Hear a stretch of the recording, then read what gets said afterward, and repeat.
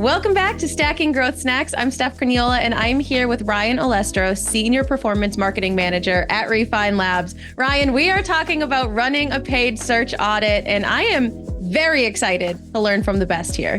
Thank you so much for having me on. Super happy to talk about this subject and love the podcast. So just happy to contribute. Awesome. All right. Well, we're going to start with some easy questions here.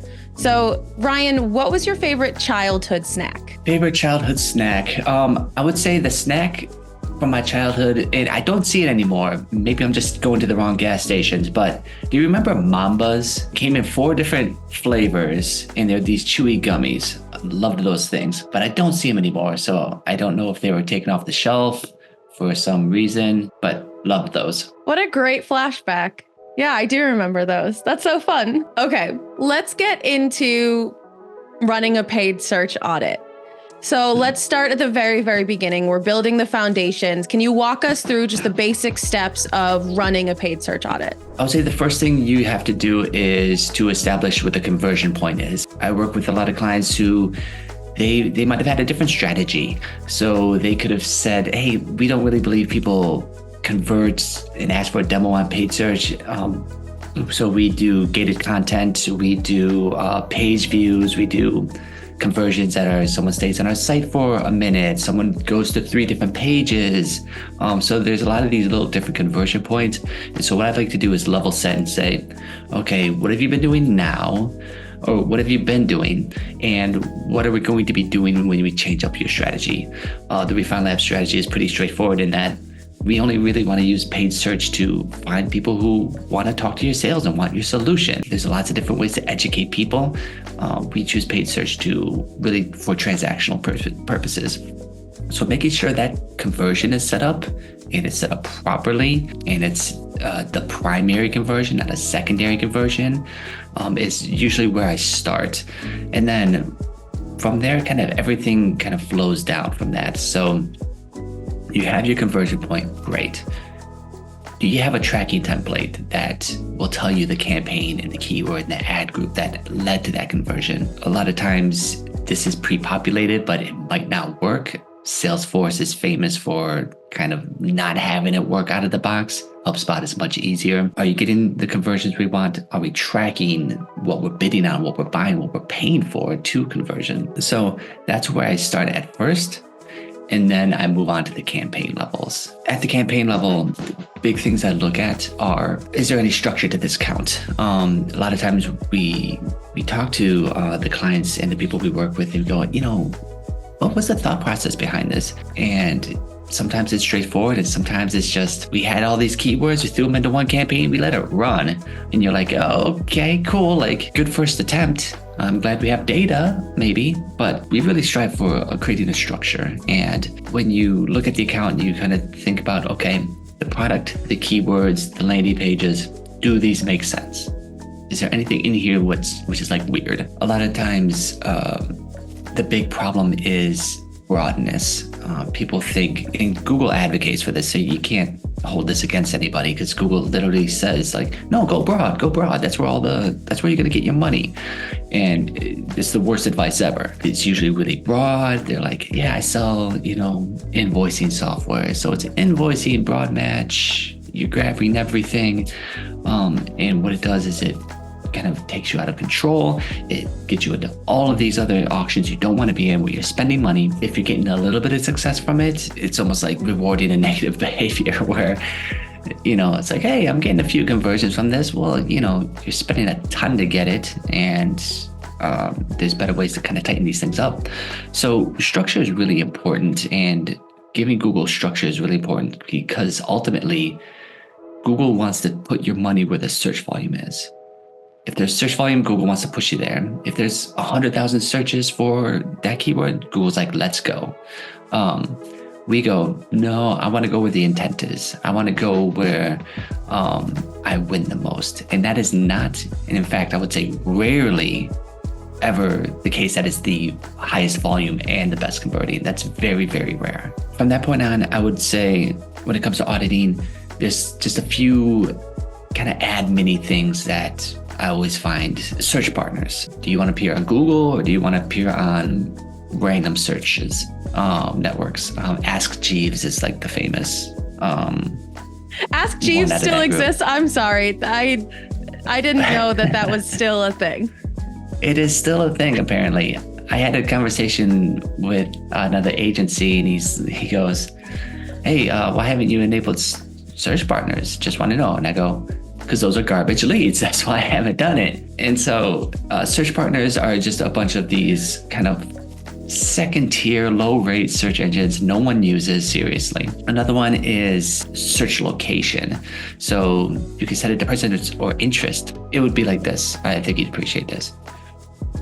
If you wanted to bid on people who lived in, New York City, you'd say presence, New York City. If you wanted to bid on Broadway tickets, you would say presence or interest, New York City, because someone in Texas might want to go to New York City to Broadway, and you want to bid on that person because you're selling those tickets, right? So that's where interest comes in, right? It's like, hey, I want to go there to do this thing. I don't care where they are now. They'll travel to me, right? Unfortunately, what happens is that companies go, I want the United States or US and Canada. Presence or interest. There's a lot of people in Latin America, Africa, Asia, India, who want to come to the US and who are interested in things in the US.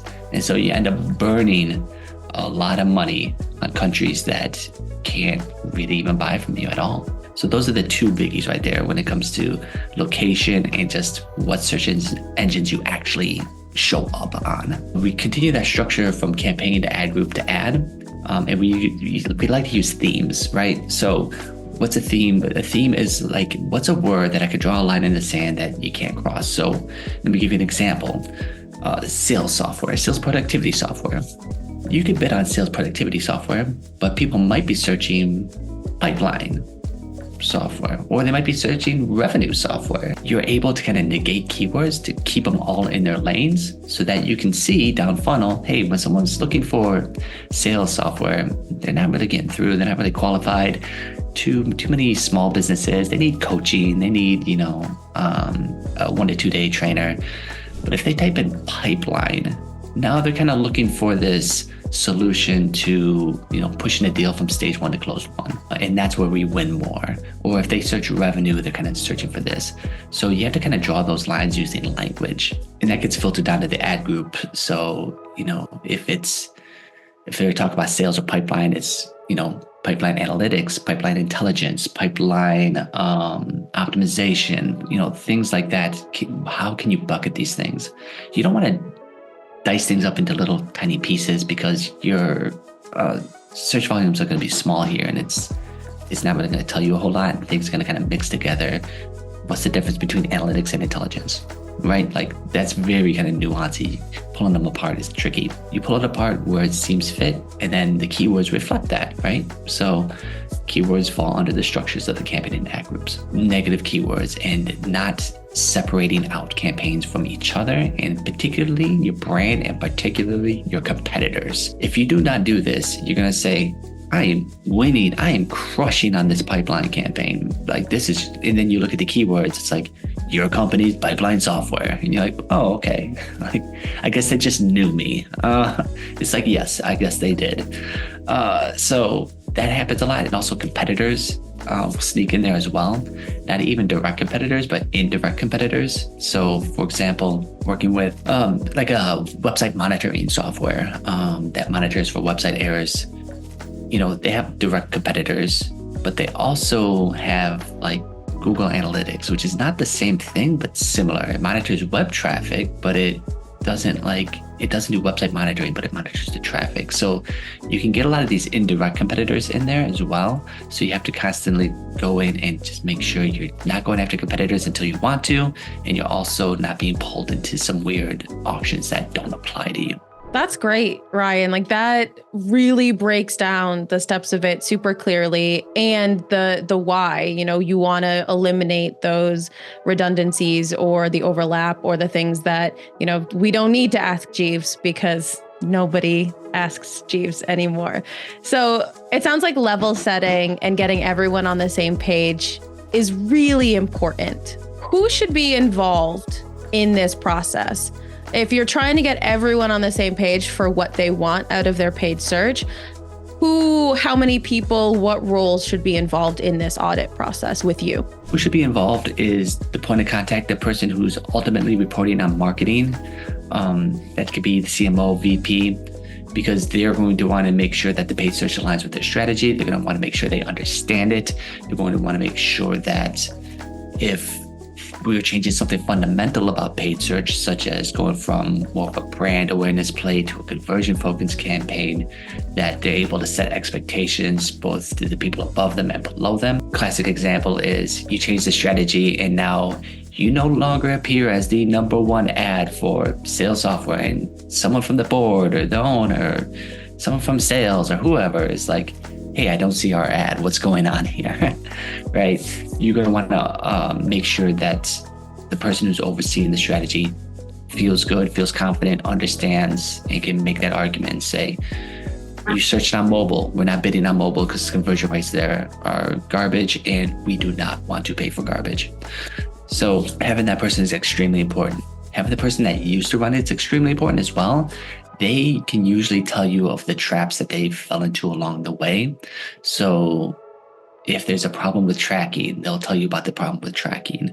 If there's problems with keywords, they'll tell you about the problems with keywords. They'll go, like, I know you think we can go into this theme, but we tried it and we just got a bunch of garbage. Now, you could look back at it and say, there's some issues I would fix. We could test again, but that gives you a good indication of, okay, like, They've tested out some pockets here, haven't quite found their groove. Where does it make sense to invest dollars and make these new experiments? Ops doesn't necessarily have to be in the first meeting, but ops is going to have to get involved at some point for tracking. They either sit in the meeting, we connect with them regularly. I was just in a meeting last week about form tracking on a website. It's a single page application. HubSpot is not tracking this form that's on the page, so we don't have the parameters. And so we had to get a meeting together and get that going. So if you know you have website issues or like back end, things are just kind of convoluted, having ops in a meeting would be really good as well. It kind of spans the gamut from philosophy, strategy to tactics to actual like measurement. So you kind of cover off those kind of big groups and get them all in one room. Nice. So you've got your team, you've got your process. My last question here is, why is it important? And I think that based on what you've said so far, it's just eliminating waste, right? Eliminating a waste of money, eliminating a waste of measurement that isn't actually representative of what you're seeing in conversions. I really love, you don't want to pay for garbage. I think that that's a really great kind of summary of why you do this paid search audit. Is that pretty on the nose for it? Yep, that's pretty on the nose. And here's the thing we have to remember a lot with paid search is Google's going to try to make itself look as good as possible. And if you just rely on Google's going to say, yeah, things are great. Don't worry about it. Like, just give me more money. Things are only going to get better. That's why you really need that ops and you really need that structure in place. Because otherwise, Google's going to say, everything's coming up roses. We should double our spend. All right. So next episode, we're going to get into what you actually do with those results and insights and how you take those into next steps. So we'll see y'all then. Looking forward to it. Thanks, Stephanie.